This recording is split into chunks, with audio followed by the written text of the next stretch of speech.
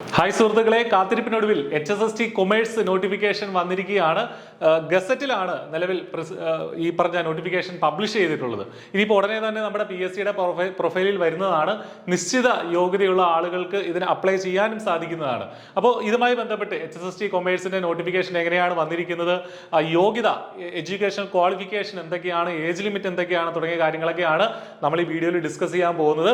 അപ്പോൾ നമുക്ക് നോട്ടിഫിക്കേഷനിലേക്ക് പോകാം. അതിന് മുന്നേ പറഞ്ഞുകൊള്ളട്ടെ, I+ ഈ പരീക്ഷയ്ക്കായിട്ട് ഇന്റൻസീവ് ആയിട്ടുള്ള കോച്ചിങ് ഒരുക്കുന്നുണ്ട്. വളരെ ചെറിയ ഫീസിൽ നിങ്ങൾക്ക് ഇപ്പോൾ I+ന്റെ കോഴ്സിൽ എൻറോൾ ചെയ്യാൻ സാധിക്കും. ഈ വീഡിയോയുടെ ഡിസ്ക്രിപ്ഷനിൽ നമ്മുടെ കോഴ്സിന്റെ ലിങ്കും മറ്റു കാര്യങ്ങളും ഒക്കെ ഉണ്ട്.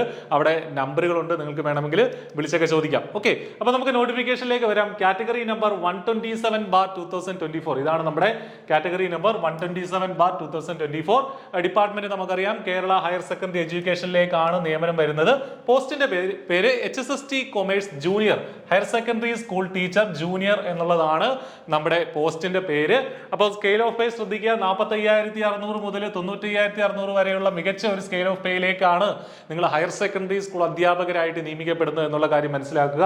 നമ്പർ ഓഫ് വേക്കൻസീസ് കൃത്യമായിട്ട് സ്പെസിഫൈ ചെയ്തിട്ടില്ല, ആന്റിസിപ്പേറ്റഡ് വേക്കൻസീസ് ആണ്. പക്ഷേ നമുക്ക് സോഴ്സുകളിൽ നിന്ന് അറിയാൻ സാധിക്കുന്ന ഒട്ടേറെ വേക്കൻസികൾ വരാൻ സാധ്യതയുള്ള ഒരു പോസ്റ്റ് തന്നെയാണ് ഇത്തവണത്തെ HSST കൊമേഴ്സ് എന്നുള്ളത് തന്നെയാണ്. പ്രത്യേകം ശ്രദ്ധിക്കുക, ലാസ്റ്റ് ഡേറ്റ് 17 ജൂലൈ 17-ാം തീയതിയാണ് ഇതിന് അപേക്ഷ സമർപ്പിക്കാനുള്ള ലാസ്റ്റ് ഡേറ്റ്. ഒരു മാസത്തോളം ഉണ്ട്. പക്ഷെ അത് നോക്കിയിരിക്കേണ്ട.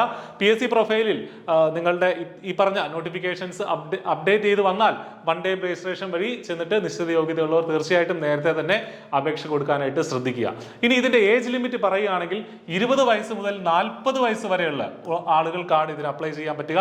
40 വയസ്സാണ് ഇതിന്റെ ഏജ് ലിമിറ്റ് എന്ന് ശ്രദ്ധിക്കുക. അപ്പോൾ ഒട്ടേറെ പേർക്ക് ഇതിന് അപേക്ഷിക്കാനുള്ള അവസരമുണ്ട്. കൃത്യമായിട്ട് ഡേറ്റ് ഓഫ് ബർത്തും പറഞ്ഞിട്ടുണ്ട്. 2/1/1984 മുതൽ 1/1/2004 വരെ. അതായത് 1984 ജനുവരി 2 ആ ദിവസം ജനിച്ച ആൾക്കും അപ്ലൈ ചെയ്യാം. അതിനുശേഷം ജനിച്ച ആളുകൾക്കാണ് ഇതിന് അപ്ലൈ ചെയ്യാനുള്ള യോഗ്യത ഉണ്ടാവുക. SC ST OBC പോലെയുള്ള ഈ പറഞ്ഞ റിസർവേഷൻ വിഭാഗങ്ങൾക്ക് അവർക്ക് യൂഷ്വലി കിട്ടുന്ന ഏജ് റിലാക്സേഷൻ ഇവിടെ ഉണ്ടാകും. ഓക്കെ, അപ്പൊ ഇതാണ് ഇതിന്റെ ഒരു ബേസിക് ആയിട്ടുള്ള ഡീറ്റെയിൽസ്. ഇനി നമുക്ക് വിദ്യാഭ്യാസ യോഗ്യത, എന്ത് എലിജിബിലിറ്റി ഉള്ളവർക്കാണ് ഇതിന് അപ്ലൈ ചെയ്യാൻ പറ്റുക എന്നുള്ളത് നോക്കാം. ഒരുപാട് പേരുടെ സംശയമായിരുന്നു, BEd ഇല്ലാതെ നിങ്ങൾക്ക് അപ്ലൈ ചെയ്യാൻ പറ്റുമോ, നമുക്ക് അപ്ലൈ ചെയ്യാൻ പറ്റുമോ എന്നൊക്കെ ഉള്ളത്. എന്താണെങ്കിലും നോട്ടിഫിക്കേഷനിൽ അക്കാര്യത്തിൽ ക്ലാരിറ്റി വരുത്തിയിട്ടുണ്ട്. ഏറ്റവും ബേസിക് ആയിട്ട് എന്ത് വേണം, മാസ്റ്റേഴ്സ് ഡിഗ്രി വേണം, PG ഉണ്ടാവണം. അത് ഇൻ ദ കൺസേൺഡ് സബ്ജക്ട് എന്ന് തന്നെയാണ് പറഞ്ഞിരിക്കുന്നത്. അതായത് കൊമേഴ്സിലുള്ള PG, അതായത് MCOM ഉണ്ടാവണം എന്നുള്ളതാണ് ഇവിടെ ഉദ്ദേശിച്ചിരിക്കുന്നത്. അല്ലെങ്കിൽ MCOMന് ഇക്വലന്റ് ആയിട്ടുള്ള ഒരു കോഴ്സ് നിങ്ങൾ പഠിച്ചിരിക്കണം. ആ കോഴ്സ് ഈ പറഞ്ഞതുപോലെ നമ്മുടെ ഏതെങ്കിലും ഒരു യൂണിവേഴ്സിറ്റിയിൽ നിന്ന് ഇക്വലന്റ് ആണ്. നമ്മുടെ MCOMുമായിട്ട് കേരളത്തിലെ ഏതെങ്കിലും ഒരു യൂണിവേഴ്സിറ്റിയുടെ PG ഇൻ കൊമേഴ്സുമായിട്ട് ഇക്വലന്റ് ആണ് എന്ന് തെളിയിക്കുന്ന രേഖയൊക്കെ നിങ്ങൾ ഹാജരാക്കേണ്ടി വരും. എനിവേ, ബേസിക് ക്വാളിഫിക്കേഷൻ എന്നുള്ളത് മാസ്റ്റേഴ്സ് ഡിഗ്രി ആണ്. ഇതിന്റെ ഇക്വലന്റ് ക്വാളിഫിക്കേഷനിൽ MPhil ഇൻ കൊമേഴ്സും കൊടുത്തിട്ടുണ്ട്. അപ്പോൾ MPhil ഇൻ കൊമേഴ്സ് ഉള്ളവർക്കും അപ്ലൈ ചെയ്യാനായിട്ട് സാധിക്കും. അപ്പോൾ മാസ്റ്റേഴ്സ് ഡിഗ്രി ഇതിന്റെ ബേസിക് ക്വാളിഫിക്കേഷനാണ്. 50% മാർക്കോട് കൂടി നിങ്ങളത് പാസ്സായിരിക്കണം. അപ്പോൾ ഇത് പഠിച്ചുകൊണ്ടിരിക്കുന്നവർക്കൊന്നും അപേക്ഷിക്കാൻ പറ്റില്ല. പാസ്സായി സർട്ടിഫിക്കറ്റ് കയ്യിലുള്ള ആളുകൾക്കാണ് ഇത് അപേക്ഷിക്കാൻ സാധിക്കുക. അതാണ് ഒന്നാമത്തെ ക്വാളിഫിക്കേഷൻ. അത് മാത്രം പോരാ, രണ്ടാമത്തെ ക്വാളിഫിക്കേഷൻ ആയിട്ട് BEd in the concerned subject. നിങ്ങൾക്ക് ഏത് സബ്ജക്റ്റിലാണോ ഇത് വേണ്ടത്, അതായത് കൊമേഴ്സിൽ ഉള്ള BEd നിങ്ങൾക്ക് ഉണ്ടാവണം. BEd in the concerned subject ഉണ്ടാവണം. ഇനി അതില്ലാത്ത ആളുകൾക്ക് ഈ BEd എന്ന് പറയുന്നത് റെഗുലർ കോഴ്സ് ഓഫ് സ്റ്റഡിയിൽ പഠിച്ചതായിരിക്കണമെന്ന് നോട്ടിഫിക്കേഷനിൽ വളരെ ക്ലിയർ ആയിട്ട് പറയുന്നുണ്ട്. നിങ്ങളൊരു റെഗുലർ കോഴ്സ് ഓഫ് സ്റ്റഡി കൂടെ കേരളത്തിലെ യൂണിവേഴ്സിറ്റികളുടെ അംഗീകാരത്തോടു കൂടി പഠിച്ച BEd തന്നെ ആയിരിക്കണം ഇത് എന്നുള്ളത് പറയുന്നുണ്ട്. കൂടാതെ ഇക്വലന്റ് ആയിട്ടുള്ള, നിങ്ങൾക്ക് അങ്ങനെ റെഗുലർ കോഴ്സ് ഓഫ് സ്റ്റഡിക്ക് ഇക്വലന്റ് ആയിട്ടുള്ള ഒരു BEd നിങ്ങൾക്ക് പുറത്തുനിന്നൊക്കെ നിങ്ങൾ ചെയ്തിട്ടുണ്ടെങ്കിൽ അതിന്റെ ഇക്വലന്റ് സർട്ടിഫിക്കറ്റ് ഹാജരാക്കിയാലും നിങ്ങൾക്ക് അപ്ലൈ ചെയ്യാൻ സാധിക്കും. ഇനി കൺസേൺഡ് സബ്ജക്റ്റിൽ BEd ഇല്ലെങ്കിൽ, മറ്റേതെങ്കിലും ഇല്ലെങ്കിൽ, അതായത് ഈ കൺസേൺഡ് സബ്ജക്റ്റിൽ BEd ഇല്ലാത്ത ആളുകളുടെ സാഹചര്യത്തിൽ മാത്രമാണ് in the absence of persons with BEd degree in the concerned subject. അതായത് ഈ പറഞ്ഞ കൊമേഴ്സുമായി റിലേറ്റ് ചെയ്ത BEd ഡിഗ്രി നിങ്ങൾക്ക് ഇല്ലാത്ത ആളുകൾ, അത്ര ആളുകൾ ഉണ്ടെങ്കിൽ മാത്രം മറ്റ് സബ്ജക്റ്റുകളിൽ BEd ഉള്ള ആളുകളെ പരിഗണിക്കുമെന്നുള്ളതാണ് അടുത്ത 2 ക്വാളിഫിക്കേഷനിലായിട്ട് പറഞ്ഞിട്ടുള്ളത്. അപ്പോൾ അത് മനസ്സിലാക്കുക.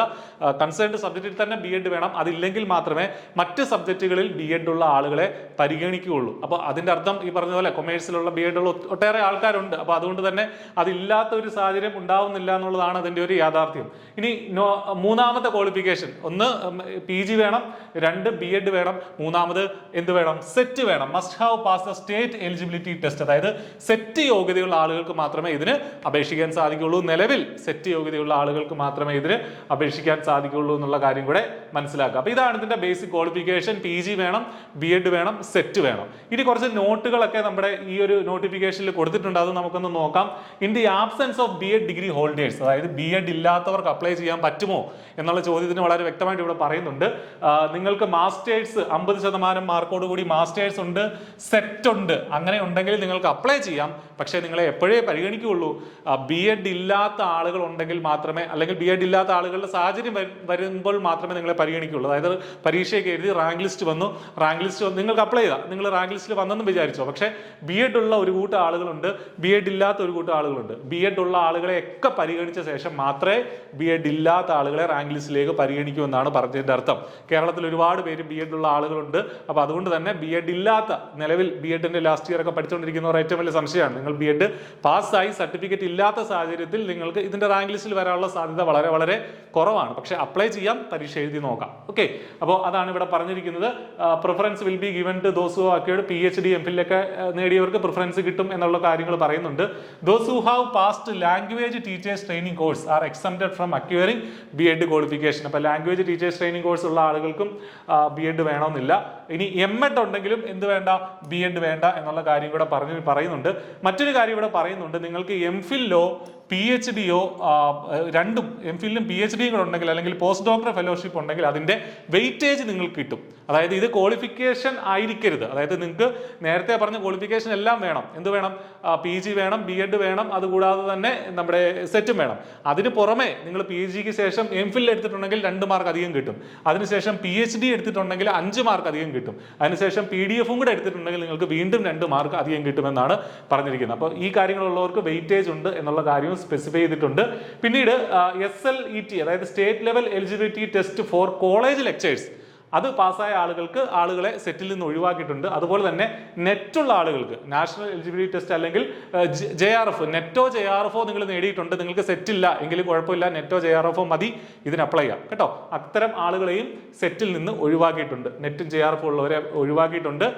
അതുപോലെ തന്നെ persons with PhD, MPhil, M.Ed shall be exempted from passing the set, provided the MPhil in the concerned subject should be awarded by any of the universities in Kerala. അപ്പോൾ അതായത് കേരളത്തിലെ യൂണിവേഴ്സിറ്റികൾ അംഗീകരിച്ച ഈ പറഞ്ഞ MPhil ഉള്ള ആളുകൾക്കും അതുപോലെ തന്നെ M.Ed ഉള്ള ആളുകൾക്കും PhD ഉള്ള ആളുകൾക്കും സെറ്റ് വേണം എന്ന് നിർബന്ധമില്ല. അക്കാര്യവും ഇവിടെ പറഞ്ഞിട്ടുണ്ട്. എക്സംഷൻസ് എന്നുള്ള കേസിൽ വളരെ വ്യക്തമായിട്ട് അതും പറഞ്ഞിട്ടുണ്ട്. അപ്പോൾ സെറ്റ് PhD ഒക്കെ ഉള്ള ആളുകൾക്ക് സെറ്റ് വേണമെന്ന് നിർബന്ധമില്ല.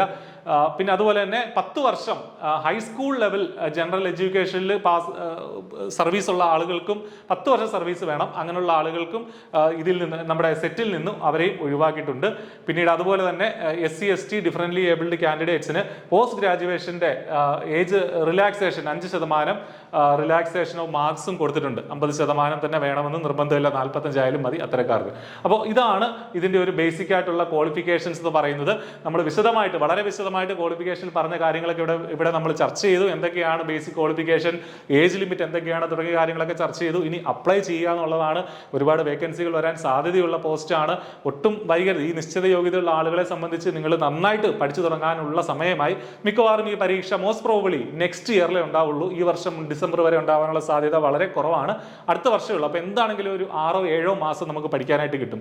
കൃത്യമായ ഒരു സ്റ്റഡി പ്ലാനോട് മുന്നോട്ട് പോയി കഴിഞ്ഞാൽ തീർച്ചയായിട്ടും നിങ്ങൾക്ക് നല്ലൊരു റാങ്ക് നേടാനും സാധിക്കും. നമ്മുടെ ഈ ചാനലിൽ തന്നെ ഈ പറഞ്ഞ HST കൊമേഴ്സിന്റെ ക്വസ്റ്റ്യൻ ഡിസ്കഷൻസും അതുപോലെ തന്നെ വിശദമായിട്ടുള്ള സിലബസ് ഡിസ്കഷൻസും നമ്മളൊരു വലിയ വെബിനാറൊക്കെ കണ്ടക്ട് ചെയ്തിരുന്നു. അപ്പോൾ അത്തരം വീഡിയോസ് ഒക്കെ ചാനലിൽ അവൈലബിൾ ആണ്. അതൊക്കെ കാണുക. കോഴ്സിന്റെ നിങ്ങൾക്കൊരു കോച്ചിങ്ങിന്റെ ആവശ്യമുണ്ടെങ്കിൽ I+ന്റെ ഫുൾ ഫ്ലെഡ്ജ്ഡ് ആയിട്ടുള്ള വളരെ ഹൈ ക്വാളിറ്റി ക്ലാസ്സുകൾ നിങ്ങൾക്ക് കിട്ടുന്നതാണ്. റാങ്ക് ലിസ്റ്റിൽ ഉൾപ്പെട്ട ആളുകൾ തന്നെയാണ്, മുന്നേ ഉള്ള റാങ്ക് ലിസ്റ്റുകളിലൊക്കെ ഉൾപ്പെട്ട ആളുകൾ തന്നെയാണ് നമുക്ക് വേണ്ടി, വിദഗ്ധരായ അത്തരം അധ്യാപകരാണ് നമുക്ക് വേണ്ടി ക്ലാസ്സുകളും എടുക്കുന്നത്. അപ്പോൾ നന്നായിട്ട് പഠിക്കുക. സർക്കാർ മേഖലയിലെ മികച്ച ഒരു അധ്യാപകരാവാൻ നിങ്ങൾക്ക് സാധിക്കട്ടെ എന്ന് ആശംസിക്കുന്നു. All the very best. Thank you.